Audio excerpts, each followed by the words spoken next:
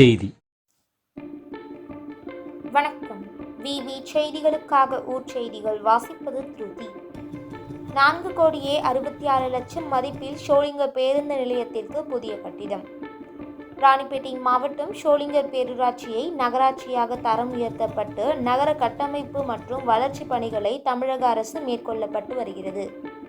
இதில் கலைஞர் நகர்ப்புற மேம்பாட்டு திட்டம் மூலம் தற்பொழுது ஷோலிங்கரில் உள்ள பேருந்து நிலையத்தை விரிவாக்கம் செய்வதற்காக 4,66,00,000 ரூபாய் நிதி ஒதுக்கீடு செய்யப்பட்டுள்ளது.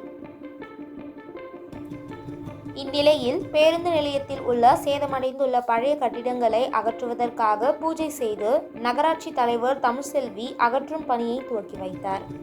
அப்போது பழைய கட்டிடம் அகற்றும் பணியை விரைந்து முடிக்க வேண்டும் என கேட்டுக்கொண்டார். அப்போது நகராட்சி ஆணையர் ஹேமலதா, துணைத் தலைவர் பழனி, நகராட்சி உறுப்பினர்கள் அசோகன், மோகனா சண்முகம், ராதா வெங்கடேசன் உள்ளிட்ட பலர் உடனிருந்தனர். விவி செய்திகளுக்காக விஜய் மற்றும் பாஸ்கர்.